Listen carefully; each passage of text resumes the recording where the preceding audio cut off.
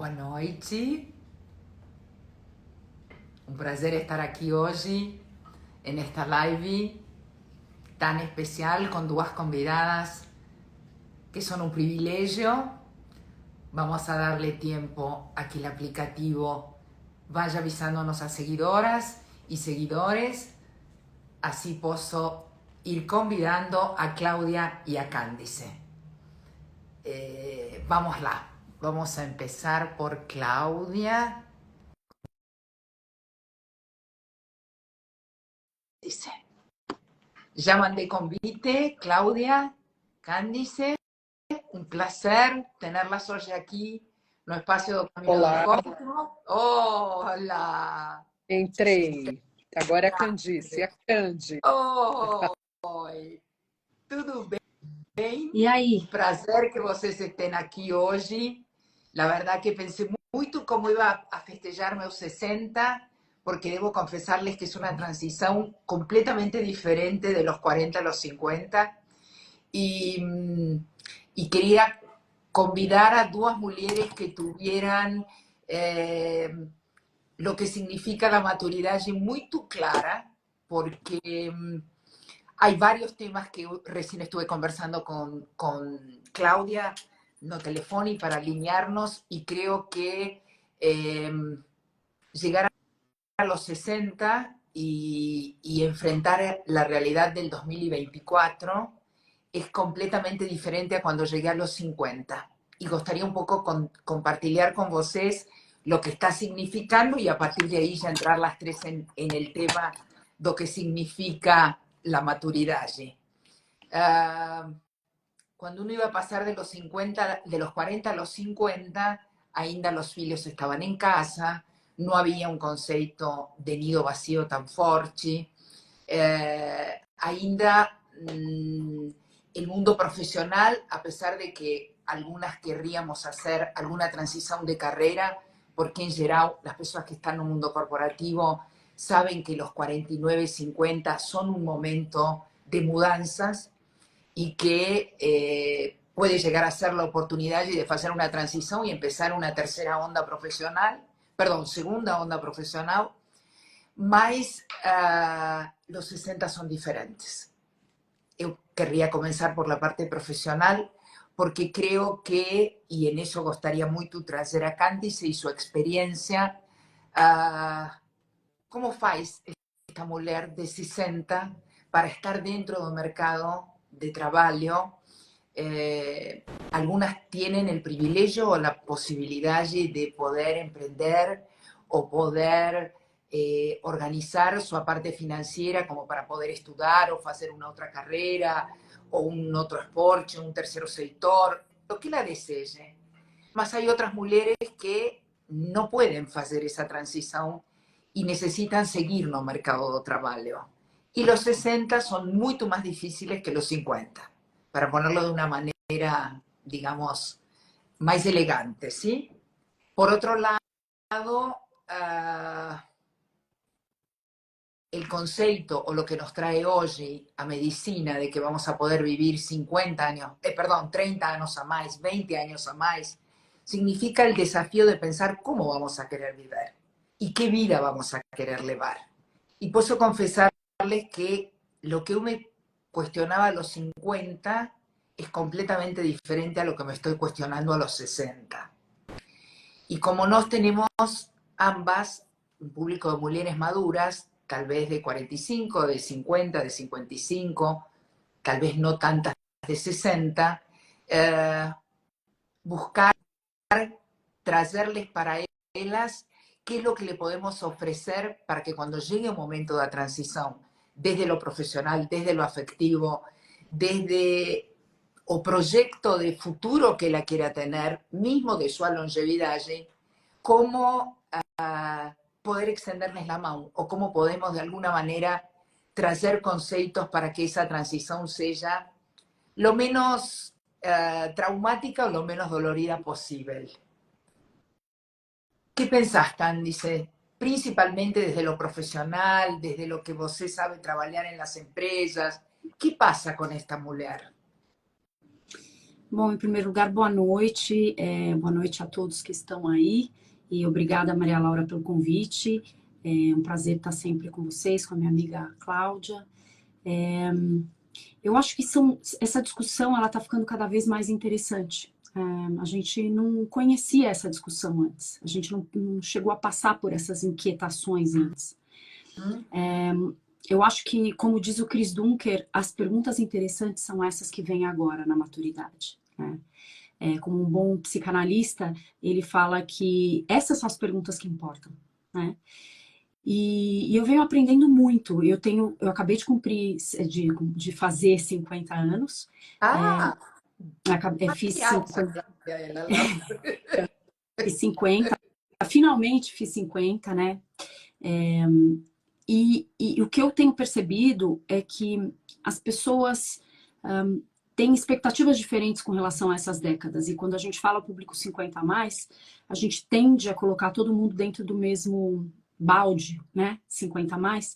E o que eu sempre brinco com todo mundo é que falar com o público 50 a mais é tão assertivo quanto falar com o público 50 a menos. Ou seja, é nada assertivo. Dentro da primeira metade da vida, a gente tem primeira, segunda, terceira infância, pré-adolescência, adolescência, vida adulta, maternidade. Tem tantas coisas que comportam essa primeira metade que quando a gente passa para a segunda metade, não é possível que sobre aí só aposentadoria e menopausa, né? Então, dos 50 para frente, eu acho que tem toda uma arquitetura que tem que ser construída. A gente muitas vezes fala, puxa, mas que preguiça, já fiz tanta coisa. Realmente, a gente fez muita coisa até os 50. Mas tem muita coisa bacana para ser construída depois dos 50.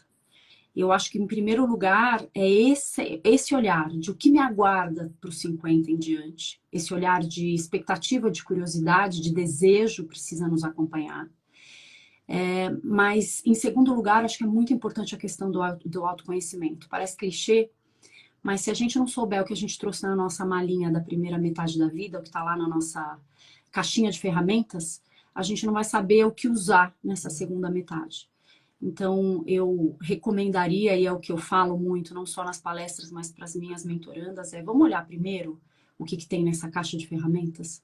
Tudo que você trouxe até aqui, tudo que você aprendeu, as coisas das quais você quer liberar espaço e aliviar o peso, e as coisas que você quer continuar construindo nessa caixa de ferramentas. Eu falo da Então, emocional, y más o concepto es muy parecido, ¿no? O sea, qué es lo que uno carga en esa mochila emocional y que tal vez no valorice muchas cosas y sobrevalorice un montón de otras. Más que esa mochila muchas veces fica pesada. Entonces, ¿qué es lo que me pertenece y qué es lo que ya no me pertenece? ¿Qué es esencial y qué no es más esencial? Mas eu acho que lo esencial a los 60 muda radicalmente. Muda. Tal vez porque estemos cada vez valorizando más o tiempo. Tal vez a los 50 parecía que ainda había mucho, ¿me explico? No es que los 60 no tenga, mas ya pasaron 10 años. Y uno Mas mesmo... capitaliza esos 10 anos. Cláudia? Desculpa, deu atraso, eu achei que você tinha me deu play aqui. Eu acho interessante essa fala da Candy, porque quando a gente fala 50 anos, é uma década 50 anos. Quando eu era completamente diferente aos 50, começou aos 56. Eu acho que é exatamente isso. A generalização da mulher de 50 acaba colocando todas na mesma caixinha, o que não é verdade. Eu acho que aos 50 você tem uma gama de mulheres dentro dessa década. Você entra de uma forma, naturalmente, e esses 10 anos pesam. De várias... Gente, meu cachorro veio aqui agora. Só não me derruba o tripé. Eu, por exemplo, eu acredito, eu cheguei aos 50 com um pique incrível, uma energia, eu digo disposta. Eu acho que a cabeça é a mesma. Eu realmente não vejo essa diferença, muito pelo contrário. Acho que a década só vai te fazendo melhor. Mas eu acho que fisicamente tem uma diferença. Por isso, quando a gente fala da mulher 50 a mais, que mulher é essa? A de 50, 51, 55, a de 58, a de 59? É exatamente o que a Candy falou, é uma arquitetura completamente diferente. E como que eu entrei nesses 50? Como que eu vou chegar nos 55? Como eu vou sair dos 50? Não dá para generalizar, são várias mulheres dentro dos 50 anos.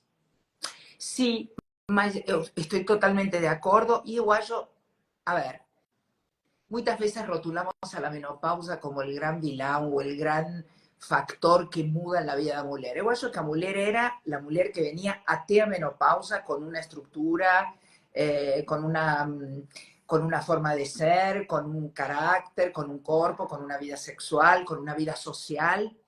E, logicamente, a menopausa é uma turbulência emocional e hormonal, mas a essência da pessoa sigue sendo a mesma. Eu acho que a pessoa não muda em sua identidade. Pode mudar o corpo, pode mudar, pode ter oscilações, pode ter que acomodar-se, mas a essência da mulher é a mesma. Antes da menopausa, durante a menopausa e pós-menopausa. Vocês acham que vocês mudaram em quanto a mulher, em quanto a conhecimento, em quanto a essência, depois de haver vivido a menopausa? Não acho.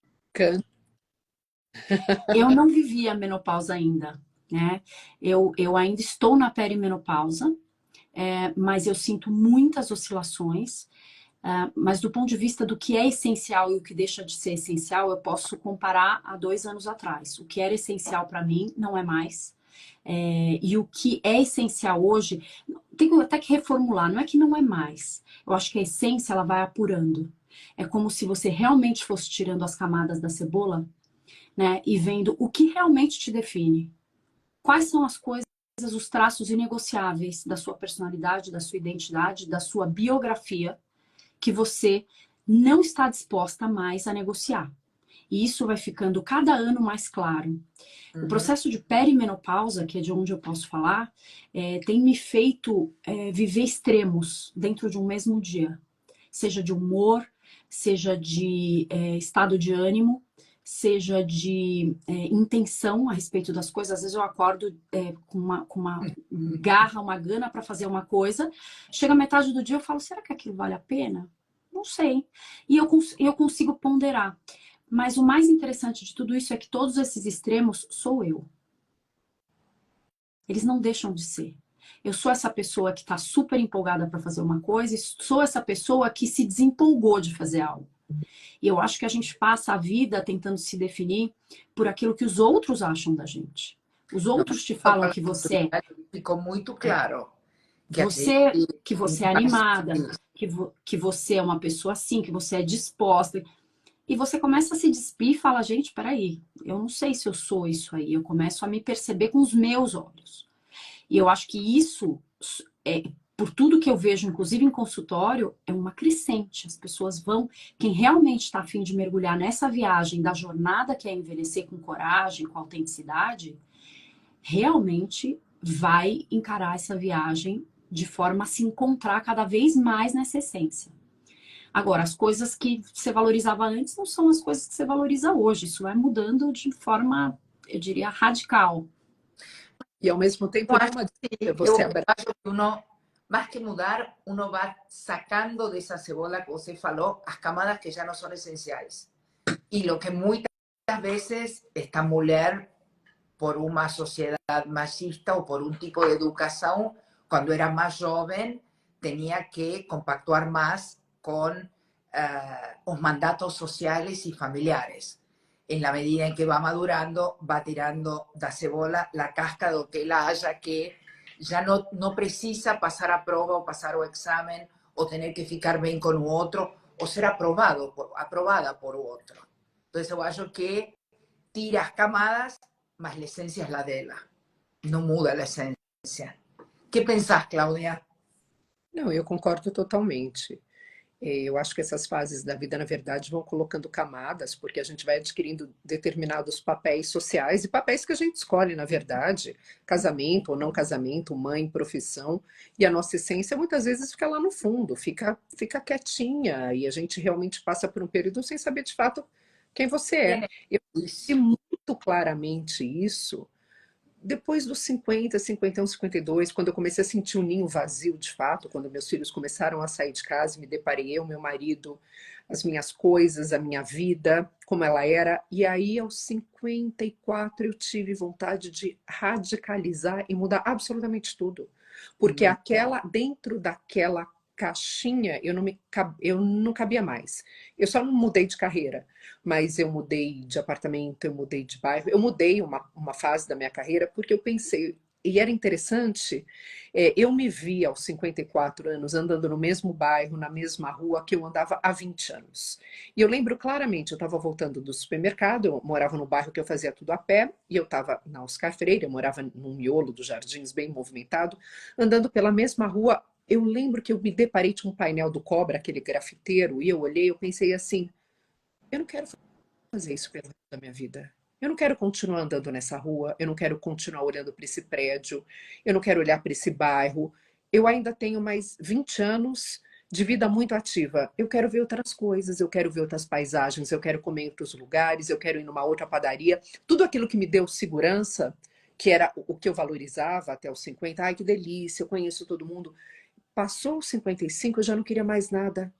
Eu Que queria me mudaste aventurar, eu quis me aventurar num lugar completamente diferente. y Eu falei, eu quero me mudó. aventurar. Eu mudei de bairro, estou indo para um outro bairro ainda. Eu falei, eu não quero mais ver as mesmas coisas. Eu cansei de ir no mesmo supermercado, eu cansei de andar na mesma rua, cansei de ver os mesmos vizinhos, de pegar o elevador, ver o mesmo zelador. Eu falei, não quero mais. Eu quero uma vida diferente. E às vezes parece que são mudanças muito grandes, né, que você tem que fazer, e não são.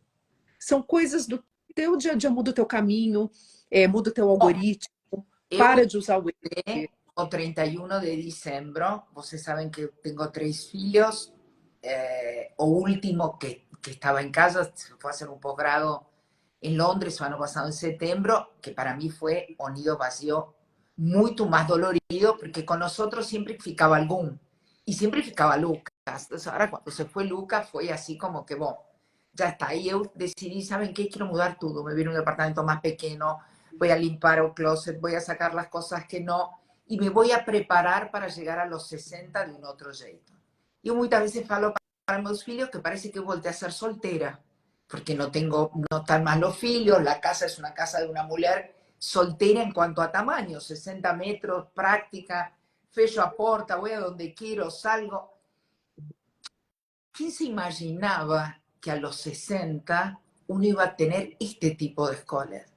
¿Concordan? Uno se imaginaba, primero, que los filhos tal vez no se van a ir a estudiar fuera de la educación de la que yo tuve en Argentina y del tipo de familia que yo tuve.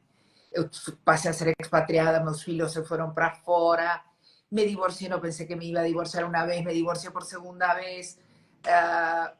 Estoy entrando a los 60, les diría, físicamente mucho más activa que a los 50.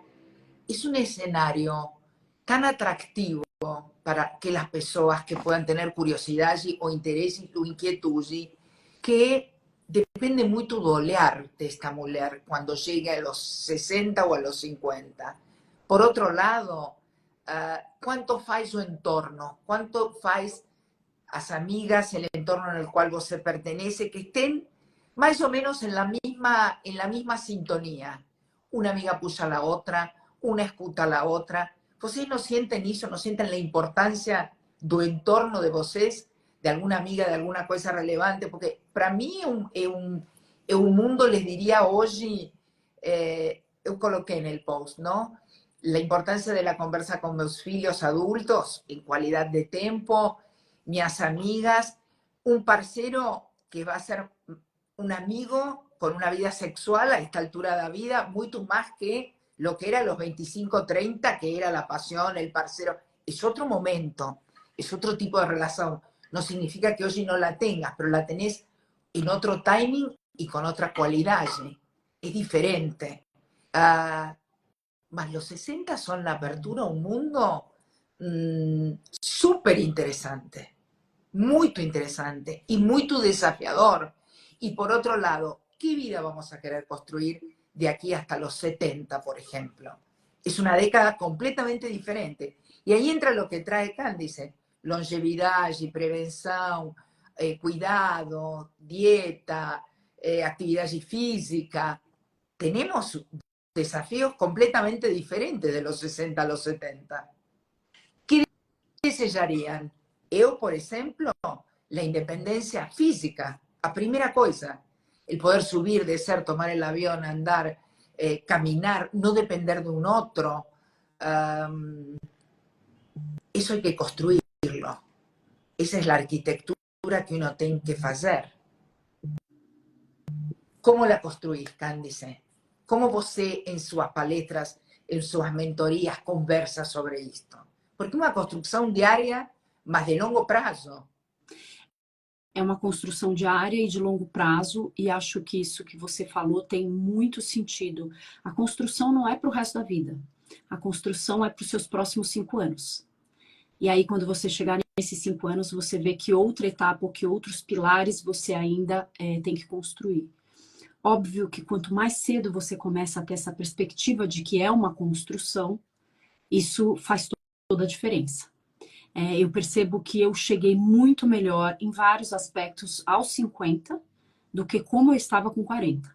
40 eu tinha filhos pequenos, uma vida enlouquecida, trabalho, uma culpa constante de estar no trabalho, para deixar o trabalho para ficar com meus filhos e deixar meus filhos para ficar no trabalho, tentando equilibrar 1000 pratinhos, fisicamente muito inapta, não tinha tempo para cuidar de mim e tinha uma percepção de que prosperidade, agenda cheia e produtividade estavam intrinsecamente conectadas. Eu cheguei aos 50 com uma ressignificação do trabalho, olhar para o trabalho de uma outra forma e também ajudar as pessoas a pensarem no trabalho de outra forma. Então, quando eu falo de transição de carreira, quando eu falo de construção e arquitetura da longevidade, que é o meu processo de mentoria, eu vejo que para cada 5 anos você tem divisores importantes, marcadores importantes. Então, não necessariamente é nos 45, nos 55, mas você tem que fazer prazos longos, na verdade, planos de médio prazo. Se você faz planos de muito longo prazo, eu acho uma perda de tempo, no final das contas.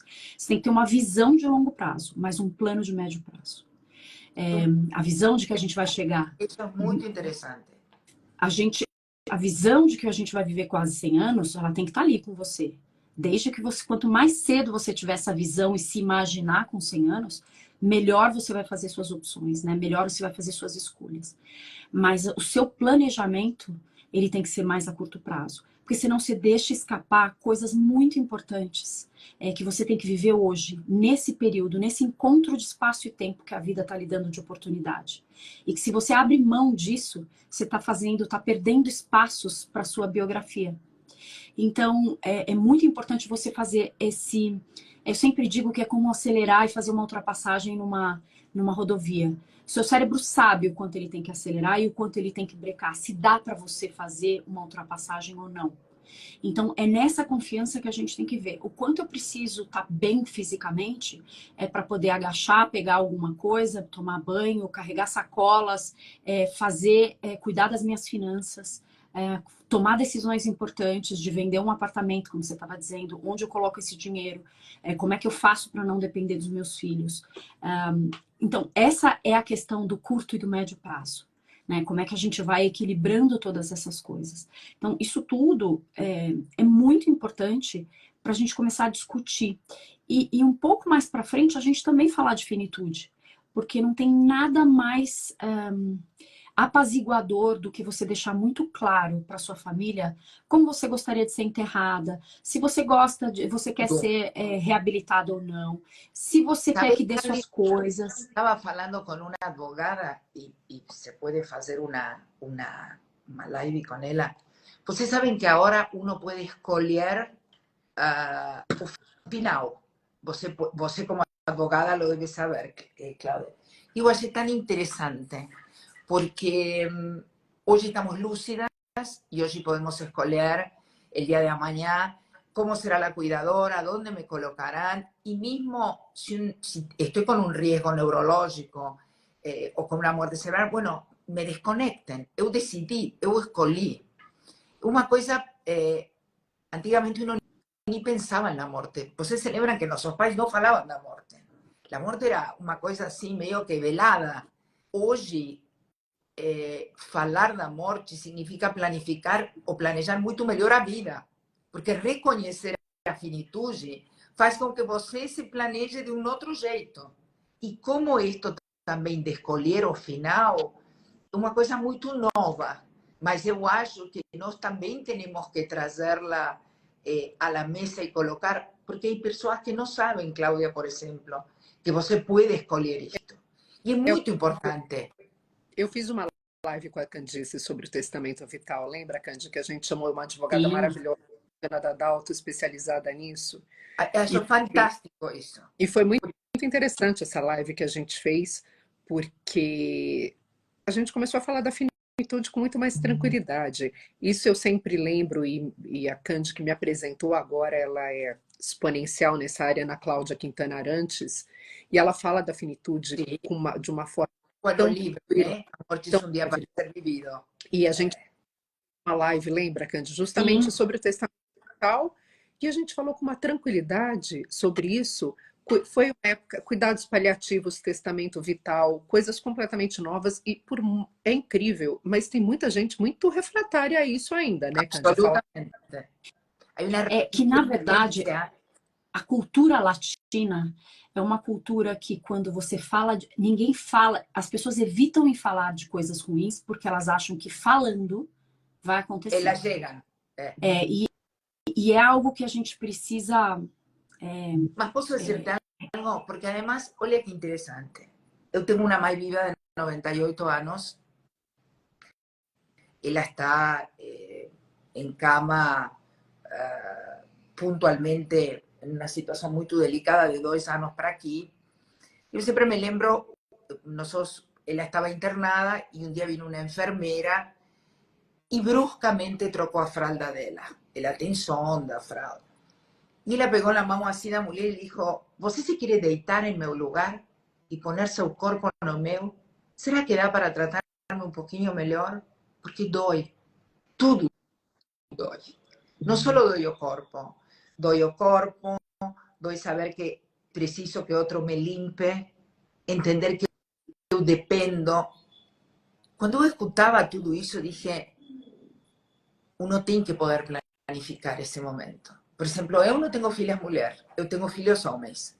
Yo voy a depender de mis noras, en el buen sentido, ¿no? Yo desearía que ciertas cosas fueran cuidadas, porque acho que uno, si se preparó durante toda la vida para llegar a una gestión patrimonial no final, de tener ciertos cuidados o ciertas delicadezas, para ponerlo de una manera, y si por alguna cosa uno pierde la lucidez o tiene algún riesgo neurológico, ¿cómo se va a mantener esto?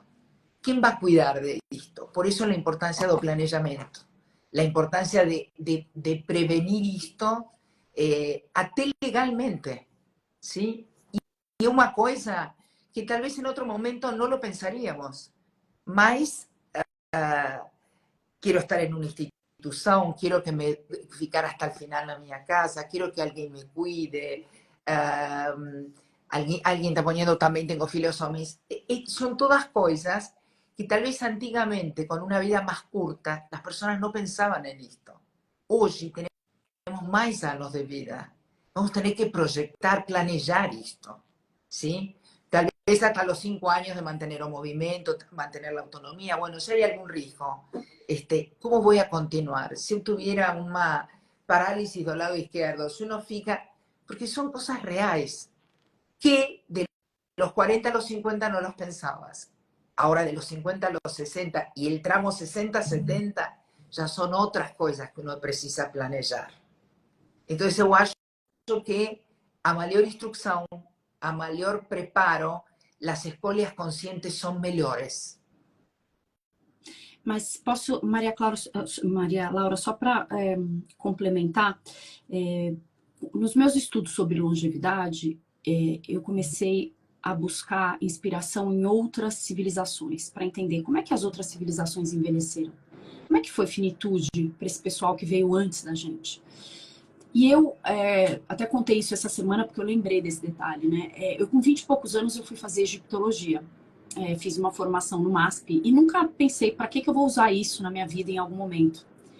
Eis que a egiptologia voltou com tudo na minha vida, exatamente porque eu comecei a estudar e entender que o povo egípcio, né, que foi um dos primeiros povos, né, primeiras civilizações que a gente teve na Terra, por que eles fizeram e tiveram tantos feitos na Terra que sobrevivem até hoje, né? Sobrevivem 5.000 anos ainda.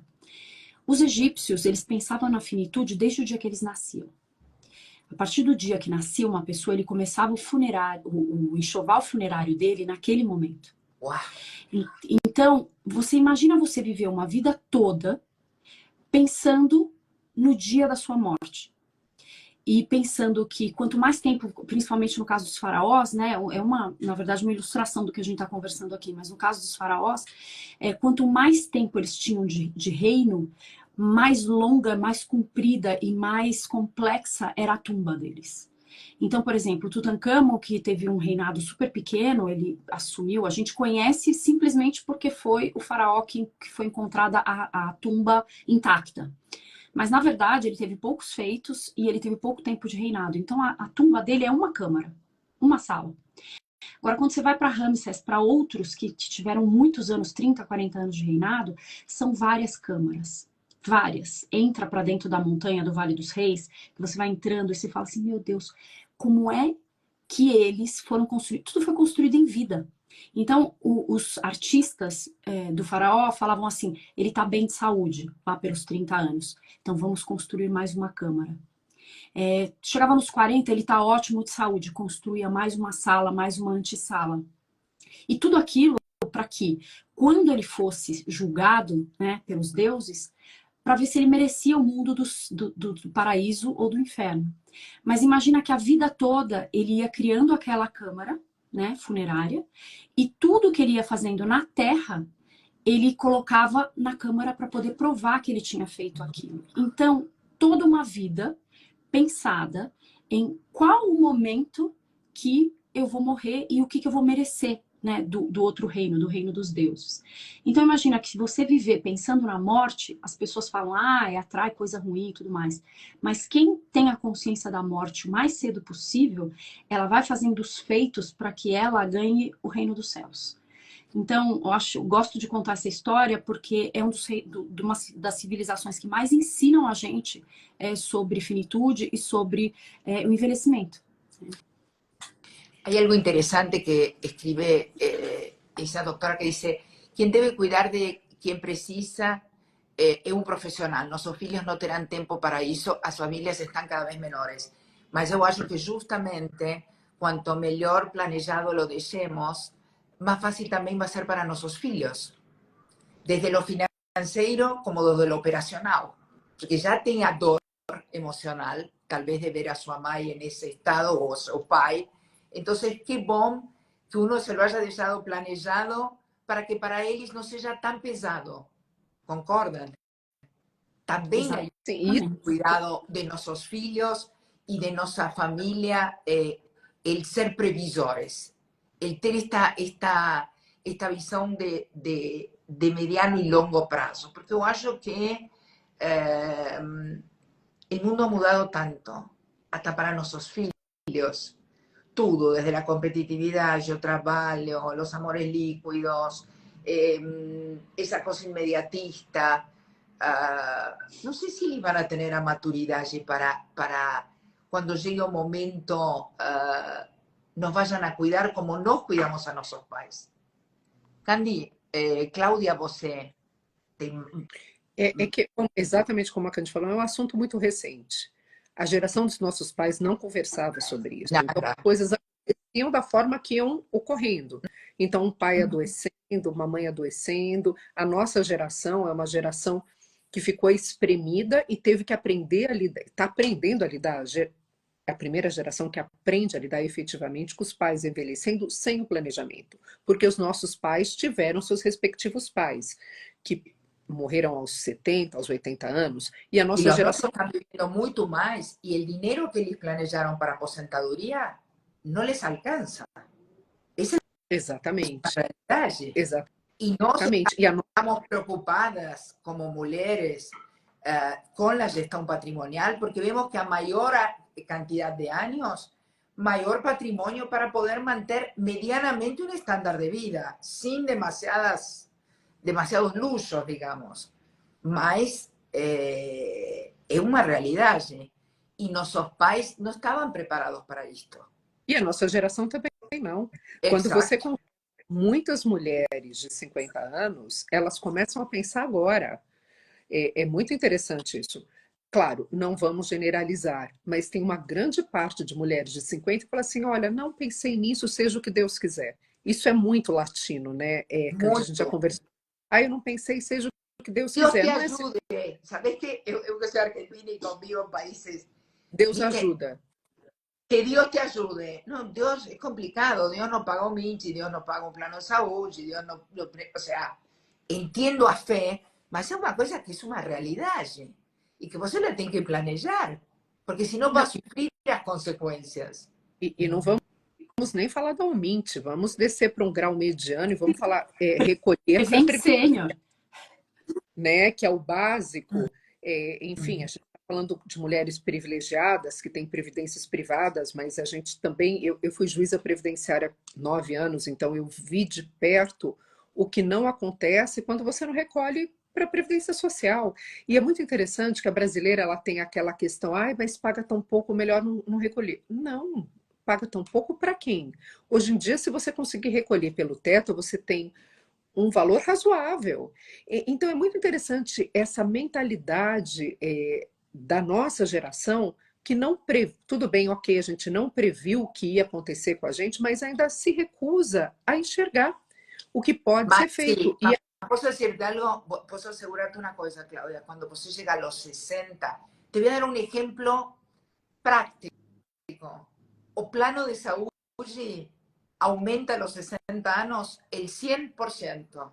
Tenés el primer choque, pero así, realista, de decir, opa, ¿qué aconteció? Bueno, 60, vos sentés más rico, vos sentés más esto, vos sentés aquilo. O sea, non tem como não ver a foto do momento. Não tem como não entender lo que vem. Quanto mais você pode olhar para o lado?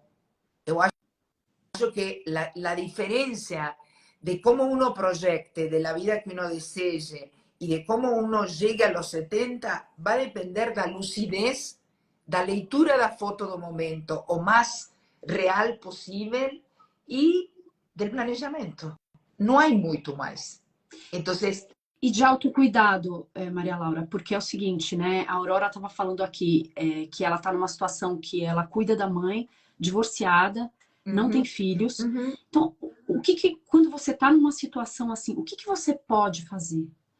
Na verdade, assim, tudo que você puder fazer para se cuidar, nas mínimas coisas, você tem que fazer isso. Não como um luxo, mas como um dever. Sabe por que não é tão simples e não é tão óbvio? Porque as pessoas não se sentem autorizadas a fazerem isso. Então, uma pessoa que cuida de uma mãe, né, ela não tem um companheiro, e mesmo se tiver, às vezes ter um companheiro não é segurança, ou ter filhos não é segurança de que você vai ser cuidada por eles. Também tem essa história. Então, o que eu vejo assim, você não tem um plano de saúde, puxa, então dá uma volta no quarteirão por dia, você tem que fazer. Você tem que escolher as coisas que você vai comer. Você tem que escolher fazer o senta e levanta na cadeira ou subir 5 vezes a sua escada por dia para fazer seu coração acelerar e se sentir um pouco mais forte. São pequenas coisas que, ainda que você não tenha academia, que você não tenha um plano de saúde ou um plano de saúde, ainda que você tenha muitas atribuições, você tem que se lembrar que, além dos cuidados com outra pessoa que você tem, você... não é que você merece, você deve o autocuidado a você mesma. Você se não deve. só isso, e você tem um compromisso com seu entorno. Porque eu te vou dar um exemplo. Muitas vezes você vê, não, eu não preciso, não, eu... Vamos a ir um capítulo atrás. Em geral, o cuidado do corpo tinha muito mais a ver com um tema de peso e estética, com um tema de saúde. Na mulher, dos 40 a los 50, había un tema, me veo magro, me veo gordo, estoy bien, la ropa entra, la ropa no entra. Demoró mucho esta mujer para comenzar a asociar el cuidado del cuerpo, la imagen no espelho, con la salud. ¿Concordan? Porque eso también fue un proceso que se vivió en la menopausa. La mujer hasta la menopausa no tenía una ciencia de lo que era cuidar el cuerpo como salud. El cuerpo como la casa del alma, como eu falo. Aí você, la menopausa marca alguma coisa, aparece alguma doença ou algum problema. Entonces, va tomando uma consciência. Hoje, eu falo uma coisa muito importante, que é: de nada sirve você ter uma gestão patrimonial excelente se você não tem um corpo que te dê a autonomia, por exemplo, el día de amanhã, para subirte la escada de un avión y poder viajar con tus nietos, con tus filhos, con tus amigas, con quien você quiser. Y por otro lado, de nada sirve tener un super corpo si você no fez una gestión patrimonial, pues tampoco va a poder conseguir comprar a pasaje para viajar, para conocer, para hacer lo que quiser. Hoy las personas entienden que el cuidado del corpo es tan importante cuando el investimento de la gestión patrimonial. Van juntos. Y cuanto más pasan los años, más ainda. Olhem que interesante cómo eso mudó en la mujer. Ya no es más solo pensar en lo estético, es pensar en la autonomía, en el poder caminar, en el poder no sentir dolor, en el poder de ser na privada. ¿Ustedes saben cuál es el mayor accidente? Y Candy lo debe saber. En las personas de 70, 75 años para frente, cuando se van a sentar en la privada y como no tienen fuerza, se caen, se rompe a privada y se clavan a losa, no, na perna, no bumbum. O sea, la falta de músculo faz con que no tenga la fuerza para poder sentarse. Y ellas se largan a privada. Cuando se larga, muchas veces se rompe porque es de losa y se puede lastimar. Entonces ya no es solo tener o bumbum marcado, estar con los músculos maravillosos para estar en la playa, es mucho más que eso. É muito mais. Não. Faz tempo que não é só mais isso.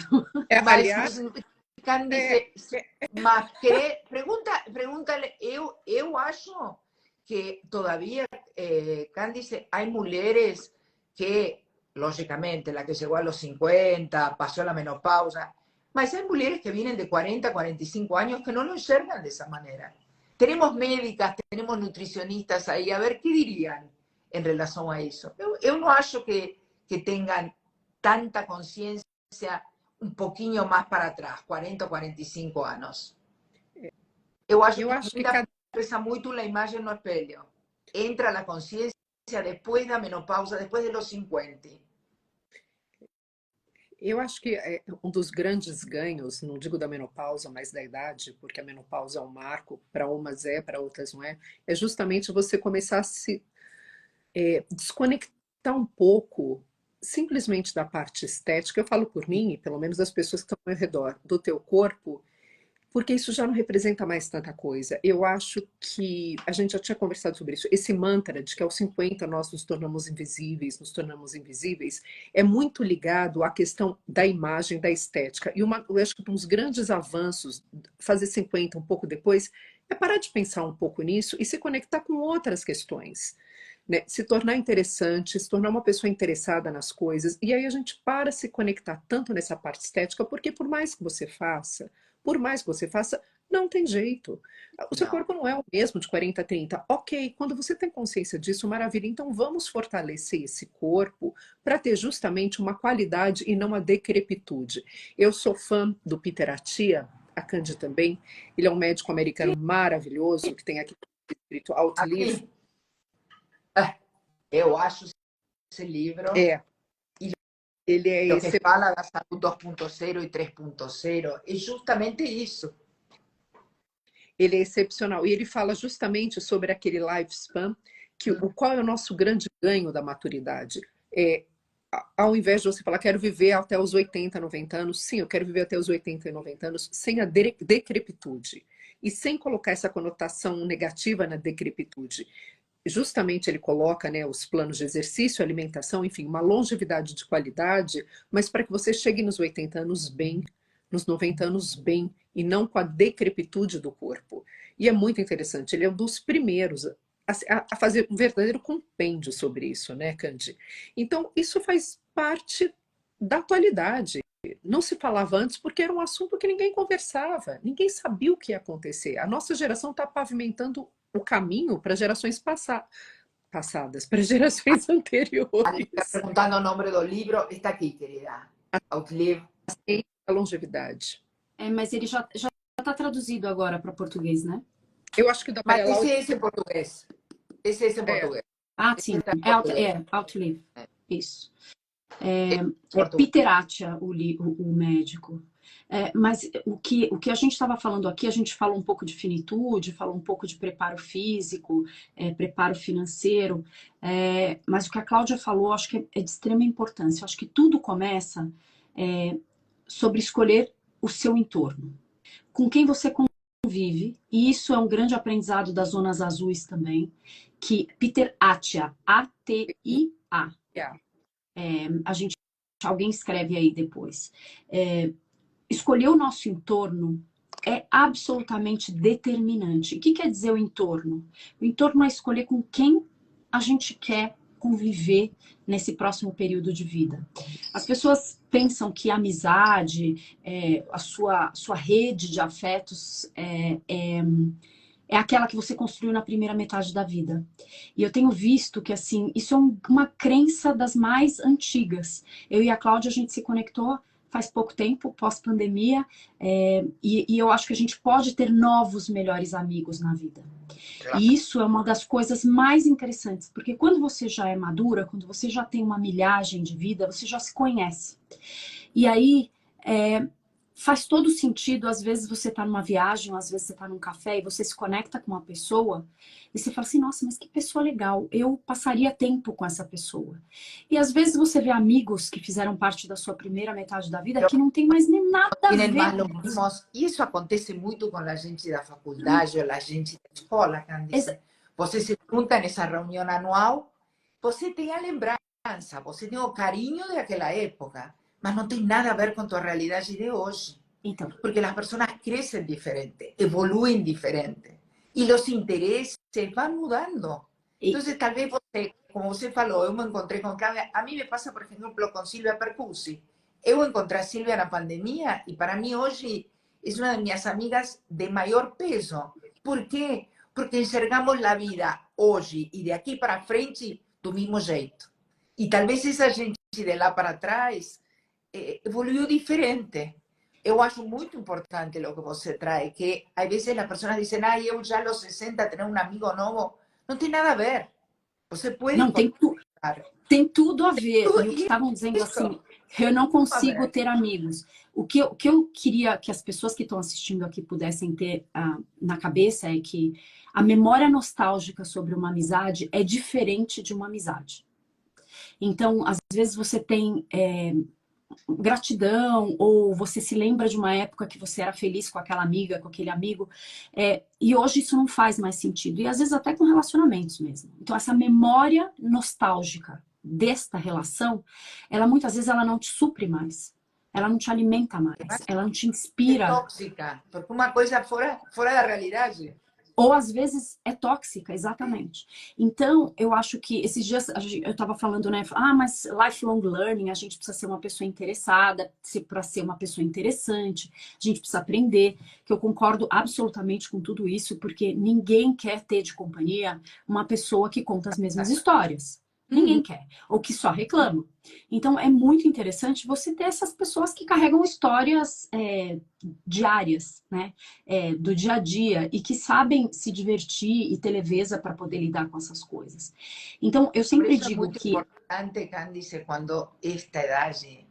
¿Qué pasa en realidad con las mujeres? A ver si você coinciden. Tienen las compañeras de escola, después pueden entrar los de la universidad, los del trabajo, las mães da escola, que acompañan toda la época dos filhos, en donde você tem, no sé si intereses en común, mas os filhos, no sé si les aconteció a vocês tienen más de amigos de tus filhos que han sido compañeras durante 10, 12 años, el tiempo de escola, porque vivíamos un momento juntos. Só que cuando los filhos se forman, ese núcleo se puede mantener o no, de mujeres o de amigas, mas você quiere algo nuevo. Entonces hay veces un idioma, una carrera, un hobby, cualquier cosa que te dé la pulsión de vivir, también puede ser una porta para conocer gente que tenga la misma inquietud de conocer, de curiosidad y de querer aprender. Entonces, yo acho que es muy importante que você se permita una amistad nova, um esporte novo, um hobby novo. Lo novo. Mas muitas vezes o que acontece é que a pessoa está num movimento de não ter ânimo para isso. E é isso que eu queria apontar, porque muitas vezes a pessoa fala assim, poxa, eu queria fazer novas amizades, eu queria sair desse entorno, porque eu estava falando o quanto o entorno é importante pra gente, né? E às vezes a pessoa não tem ânimo. Então, eu queria deixar aqui, né, de intenção e de dica, que quando você quer aprender sobre algo novo, o maior atalho que existe para esse algo novo é arranjar algum amigo que faça esse algo novo que você ainda não faz. Então, muitas vezes as pessoas falam, a gente tem que se reunir com quem tem os mesmos interesses que a gente. Eu acho que é um pouco diferente. Eu quero aprender sobre botânica, então eu quero fazer amizade com quem tem dedo verde, quem sabe plantar, com quem vai me ensinar onde que são os melhores lugares para eu poder fazer uma muda, quem vai me ensinar a benzer com essas plantas, que chás eu faço com isso, porque esse é o maior atalho. E na segunda metade da vida, não necessariamente para você continuar interessante e interessada, você precisa ir para uma formação, uma graduação formal. Você até pode entrar numa faculdade, fazer um curso de idiomas, entrar num esporte novo. Mas você também pode fazer novos amigos. E eu digo isso porque isso está acontecendo comigo e eu vejo muita gente acontecendo. Faça novos amigos exatamente em coisas que você tem desejo de expandir a sua consciência, o seu conhecimento. Porque esses amigos vão te pegar pela mão e vão te ensinar atalhos. Então vai parecer que vocês não têm muito a ver. Mas depois você fala, nossa, essa pessoa me ensinou em um mês de convivência o que eu não aprenderia num curso de 5 meses. Sabe que, Cândice, também somos sociais. Hay un libro, yo traigo un libro, donde ahora lo voy a encontrar, que fala de la importancia de las relaciones humanas, principalmente en esta fase de nuestra vida. E eu acho que a conversa, el diálogo, los puntos en común, hacen con que você esté motivado, tenga vontade de viver, tenga vontade de salir, seja un curso de canto, un curso de teatro, botánica, o que for. Vean todo lo que se va generando.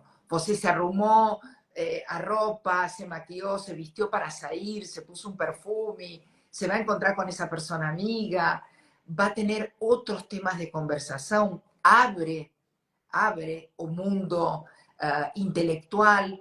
Y por otro lado tiene esa cosa de terminamos, vamos a tomar un café, compartilhamos. Eu acho tan importante, até para no depender só de nuestro entorno familiar o de ese entorno de amigos que ocupan un lugar, mas no ocupan todos los lugares. Você tem necesidad de algo nuevo. Até para traerlo en su relación con su parceiro. Es tan diferente una persona que trae cosas nuevas dentro de la relación. La relación puede ser de muchos años. Y en un determinado momento você también tiene que traer conteúdo nuevo, intereses nuevos, ideas nuevas, programas nuevos para alimentar la relación. Entonces, de dónde a dónde también te beneficia esta cosa de querer ser interesante e interesada. Eu gostei dessas tuas palavras que trouxe Cláudia. A Cláudia trouxe. Olha, eu acho que está acontecendo uma coisa muito legal aqui nas 144 pessoas que estão participando dessa live, que é assim, a Maritza falou assim, eu tô muito fechada, eu não consigo fazer amigas. Gente, não é possível que nenhuma dessas 144 aqui não vão chamar a Maritza para tomar um café. E Maritza, as coisas acontecem fora de casa. A gente precisa tomar um banho, passar um batom, passar um perfume e ir no mercado da esquina e tomar um café e se dispor também a querer trocar com as pessoas. Então, gente, eu acho que a amizade também, muitas vezes, o conceito de amizade também tem que ficar mais leve, também tem que se ressignificar. Porque é o seguinte, às vezes pode ser um café, pode ser um cinema, pode ser... Não precisa ser melhor. Quando eu me mudei o clube do livro. Eu me mudei el 31 de dezembro e não tinha ninguém. E eu pus uma carta no elevador. Eu pus uma nota no elevador. Sou uma vizinha nova, vivo no 1002, me acabo de mudar. Eu gostaria de conhecer, se vocês estão aqui, é uma época do ano que tem pouca gente, minha casa está aberta para tomar café, eu tenho empanadas, vinho tinto. Eu pensei que ninguém ia responder, gente. E as pessoas responderam. Claudia, você que ha estado en Estados Unidos, você sabe que este es un concepto bastante americano, ¿no? Cuando você llega a un lugar, Muito, mas aquí no. Mas, muito. de alguna manera, la necesidad faz con que você tenga que recrearse. Eu guardei a lista, porque la carta que eu coloquei, porque eu acho que tal vez para outro era mostrar una vulnerabilidad y de que yo estaba sozinha el 31 de diciembre aquí, porque yo había querido mudarme tranquila, con meus filhos longe y hacer mi transición de casa. Mas también estaba aberta a lo novo, a los vecinos novos. Cris, que está aquí, es una vecina que ahora mora en el sexto andar. Vamos al parque, salimos a comer, porque también la vida mudó. Y hay gente que también vive sozinha. Y puede estar en el mismo predio. ¿Vocês vieron? Hay un filme argentino que se llama Medianeras, que son un hombre Maravilhoso, y una mujer. maravilhoso. Maravilloso. Eles viven no mismo cuarterón, tan divididos por la medianera, mas eles no saben dónde están, hasta que descen y se encuentran no farol. Entonces, eu acho que uno también tiene que acortar las distancias con todo esto. Ninguém va a venir a bater a porta y decir, eu te vine a buscar, soy tu amiga, o príncipe azul. Você tem que salir a la búsqueda también. Nossa, já tá são 9 horas, já vai acabar a live, tinha tanta coisa para falar, né? Eu sugiro que a gente faça mais Podemos uma, porque marcar uma outra live, não tem sei lá, nenhum problema. E eu gostaria, eu vou deixar a vocês fecharem, mas eu gostaria de dizer-lhes uma coisa para mim muito importante. Eu não sou brasileira e uno de los movimientos que eu fiz para convidar a vocês a esta live fue justamente porque eu quería que los 60 fueran este movimiento de integración, de traer al otro, de conversar y de mostrarle a las mujeres que también, a pesar de que vocês, una tem cool 50, la otra tem Beyond Age, que podamos ser mujeres que falamos para el mismo público, podíamos estar en una live y sí, 3 mulheres falando do que significa esta transição. Eu sou muito grata porque vocês hayan aceitado o meu convite. Para mí fue una sorpresa. No sabía si iban a aceptar o no. Y yo acho que si no conseguimos pasarle a estas 142 mujeres, hombres, no sé si tienen hombres, que a integração faz toda a diferença. Toda a diferença. E isso na fase da vida em donde eu vejo a meus pais que perderam a seus familiares, ou seus amigos se foram muriéndose, en donde es muy importante la telaraña de referencia que uno tenga, los vínculos. Y a veces uno tiene que dar el primer paso, ¿sí? Entonces yo entré a mis 60 dando ese primer paso y soy muy grata de que vocês aceitaram o convite. Para falar de longevidade, a gente vai até em quermesse, né, Cláudia? E eu, quando acredito que está junto, eu só aprendo. Não, é um prazer enorme. A gente se conheceu antes da pandemia, Cândido, já faz 5 anos. Pois é. Para você ver como... No nos encontramos, Cláudia me vino a asistir a la librería Cultura de Shopping Guatemi cuando ainda no había creado Cool, y después nos fuimos a tomar un café a Gama para falar un poco qué era lo que cada una quería con seus projetos, tá? E eu aceitei justamente para falar sobre isso. A Cândido me convidou para um café. A gente se conectou e vamos lá. E você também me convidou. Então, esse movimento, e aí eu encerro a minha fala e eu agradeço o convite, convida o outro. Isso. Né? Eu achei muito interessante. Convida o outro para um café.